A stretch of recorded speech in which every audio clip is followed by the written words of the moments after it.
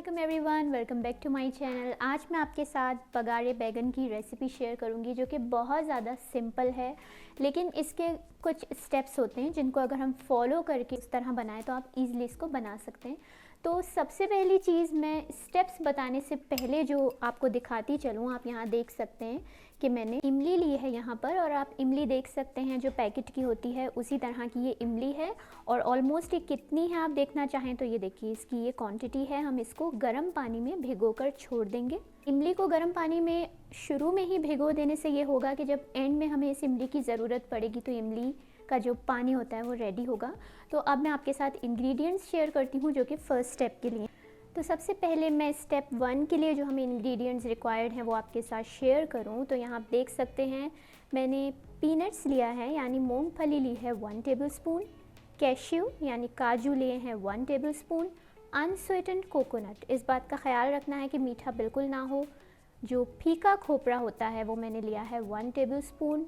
यहाँ पर आप देख सकते हैं धनिया, कोरिएंडर मैंने होल लिया है, आप चाहें तो कोरिएंडर पाउडर भी ले सकते हैं 1 टेबलस्पून। और यहाँ पर 1 टीस्पून मैंने ली है कुटी हुई लाल मिर्च, और यहाँ पर है सेसमे सीड यानी कि जो तिल होते हैं उन्हें भी मैंने लिया है 1 टीस्पून। अगले जो इंग्रेडिएंट्स रिक्वायर्ड होंगे वो इस साइज़ की आपको अनियन लेनी है, एक मीडियम साइज़ टमाटर लेना है, और यहाँ पर 1 टेबलस्पून अदरक और लहसुन का पेस्ट। तो चलिए फर्स्ट स्टेप को बनाना स्टार्ट करते हैं। तो ये जो इंग्रेडिएंट्स मैंने आपको दिखाए थे इसके लिए मैंने यहाँ पर एक छोटा पैन ले लिया है ताकि हम इन मसालों को रोस्ट कर सकें।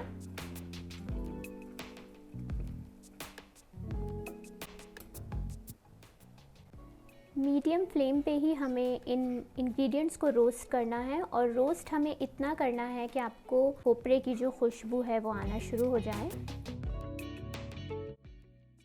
जब हम ये इंग्रेडिएंट्स रोस्ट कर रहे होंगे तो हमें इस बात का भी ख्याल रखना है कि इसको छोड़ना बिल्कुल नहीं है कि इसमें से जली जली सी स्मेल आने लगे।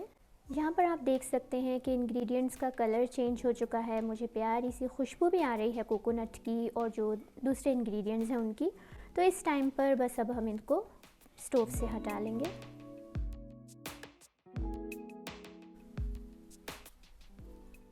स्टार्ट में मैंने आपको दिखाया था कि स्टेप 1 के लिए हमें मीडियम साइज़ अनियन और एक टोमेटो भी चाहिए होगा। तो अब हम इसको कट कर लेते हैं, और इसको कट करने के बाद हमें इसको पीसना होगा। तो ऐसा नहीं है कि आपको ऑमलेट साइज़ कट करना है या किस तरह से करना है, बस पीसेस में कर लेना है कि ये ईज़िली पिस सके। जो प्याज मैंने ली है इसको हम पहले ही पीसने के बाद से अलग किसी बोल में रख लेंगे, और फिर उसके बाद जो टमाटर है और जो ये हमारे रोस्टेड इंग्रेडिएंट्स हैं इनको पीसेंगे। प्याज ऐड करने के बाद मैं इसमें थोड़ा सा पानी ऐड करूँगी ताकि प्याज जो है वो अच्छी तरह से पिस सके। यहाँ आप देख सकते हैं कि प्याज जो है वो अच्छी तरह से पिस चुकी है। अब इसको हम निकाल लेते हैं। तो यहाँ पर आप देख सकते हैं कि प्याज जो है पिसी हुई वो हमने निकाल ली है एक छोटे से बोल में, और अब हम इसको साइड में रख देंगे। उसी ब्लेंडर में जिसमें हमने अपनी प्याज जो है उससे पीसा है, ये जो टमाटर हैं इन्हें हम इसमें ऐड कर देंगे, और साथ ही जो रोस्टेड इंग्रेडिएंट्स थे उन्हें ऐड करके इसे अच्छे से पीस लेंगे।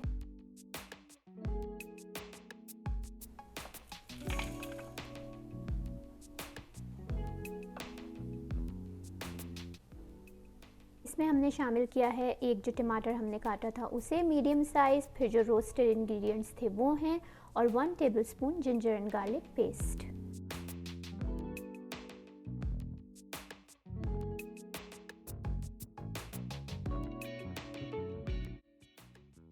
यहाँ आप देख सकते हैं कि जो हमने रोस्ट किए थे शुरू में इंग्रेडिएंट्स उन्हें टमाटर के साथ और अदरक और लहसुन के पेस्ट के साथ जो पीसा है उसकी कंसिस्टेंसी कुछ इस तरह से है। आपको इसको बहुत ज़्यादा पानी ऐड करके रनी कंसिस्टेंसी इसकी नहीं करनी है, ये इसी तरह से रहेगा।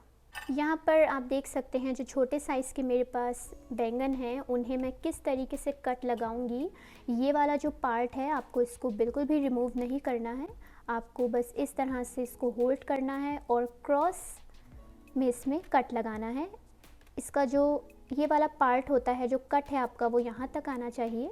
तो आप देख सकते हैं जैसे मैंने इसको यहाँ से ऐसे कट किया, और देखिए पूरा नहीं काटा है, और उसके बाद इसको क्रॉस करेंगे इस तरीके से। तो यहाँ पर आप देख सकते हैं कि कैसे इसकी कटिंग हुई है।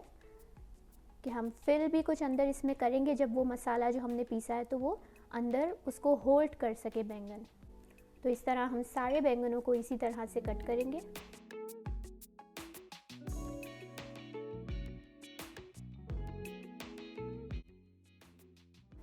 यहाँ आप देख सकते हैं कि सारे बैंगन जो थे उसमें हमने कट लगा लिया है। अब जो हमारा पिसा हुआ मसाला है इसको हम इसमें फिल करेंगे।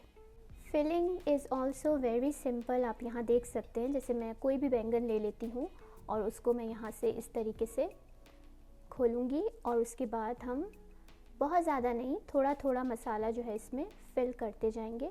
तो आप यहाँ देख सकते हैं, यहाँ पर हमने इसको फिल कर दिया है। बहुत ज़्यादा आपको फिल नहीं करना है, बस इतना कि अच्छे से बैंगन भर जाएं। तो यहाँ पर आप देख सकते हैं किस तरह से सारा मसाला जो है वो अच्छी तरह से फिल हो चुका है। बाकी के जो बैंगन हैं उनके साथ भी हम सेम स्टेप जो है उसे फॉलो करते हुए फिल करेंगे।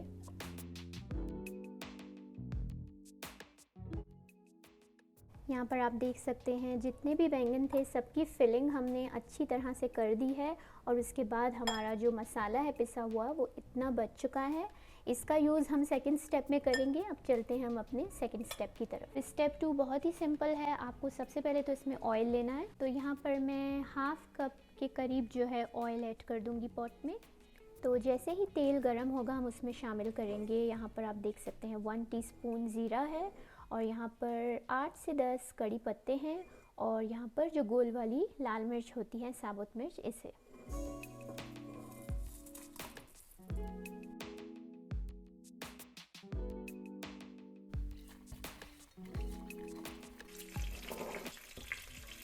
अच्छी तरह से जब हमारे मसाले कड़कड़ाने लगेंगे तो हम इसमें शामिल करेंगे जो हमने फिल किए थे बैंगन।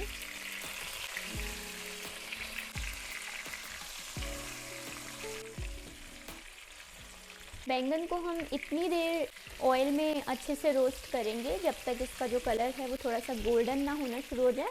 और उसके बाद आपको याद होगा हमने इन द बिगनिंग प्याज को पीसा था, फिर इसे शामिल कर देंगे। यहाँ पर आप देख सकते हैं कि जैसे जैसे हम इन्हें भून रहे हैं तो कितना प्यारा सा इसका कलर चेंज हो रहा है। इस पॉइंट पे हम शामिल करेंगे इसमें पिसी हुई प्याज।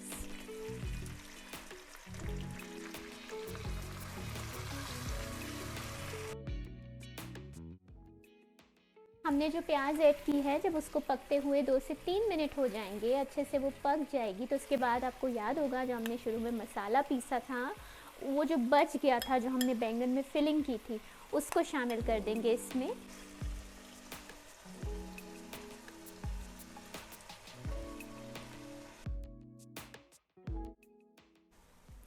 यहाँ पर आप देख सकते हैं अच्छी तरह से मसाला जो है, प्याज और मसाला वो भुन चुका है। अब इस पॉइंट पे हम इसमें शामिल करेंगे 1 टीस्पून कश्मीरी लाल मिर्च, 1/4 टीस्पून हल्दी, हाफ टी स्पून लाल मिर्च पाउडर और 1 टीस्पून नमक।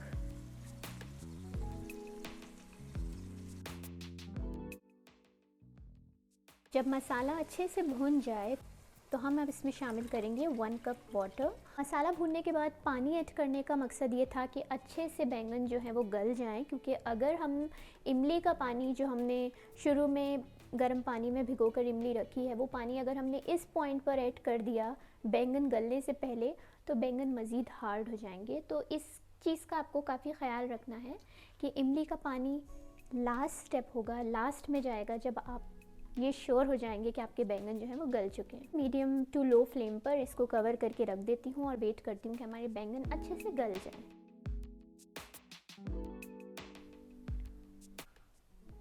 मैंने शुरू में जो आपको दिखाया था कि इमली हमने गर्म पानी में भिगो कर रखी थी, तो आप देख सकते हैं इतना ऑलमोस्ट ये 1/4 कप के करीब इमली का पानी है, जिसमें हम शामिल करेंगे 1 टीस्पून ब्राउन शुगर। इसको अच्छी तरह से डिज़ोल्व कर लेंगे। इमली के पानी में शुगर ऐड करने का रीज़न ये है कि जैसे कि आप सब जानते हैं कि बघारे बैंगन एक खट्टी मीठी डिश होती है। अगर हम इसमें इमली डालेंगे तो सिर्फ खटास आएगी, और अगर शुगर ऐड करते हैं ब्राउन शुगर तो इससे थोड़ी सी मिठास आ जाएगी जो कि बैंगन में चाहिए होती है। यहाँ पर आप देख सकते हैं कि बैंगन जो हैं वो कितनी अच्छी तरह से गल चुके हैं, देखने में ही आपको पता चल रहा होगा। तो इस पॉइंट पे अब हम इमली का जो पानी है उसे शामिल कर देंगे।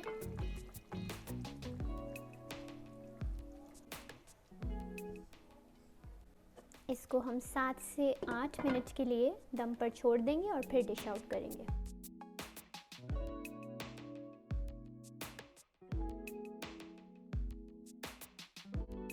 रेसिपी पसंद आई हो तो लाइक करना प्लीज़ मत भूलिएगा। तो please don't forget to hit the subscribe button and the bell icon. मिलते हैं अब एक नई रेसिपी के साथ। अपना बहुत ख्याल रखिएगा। अल्लाह हाफ़िज़।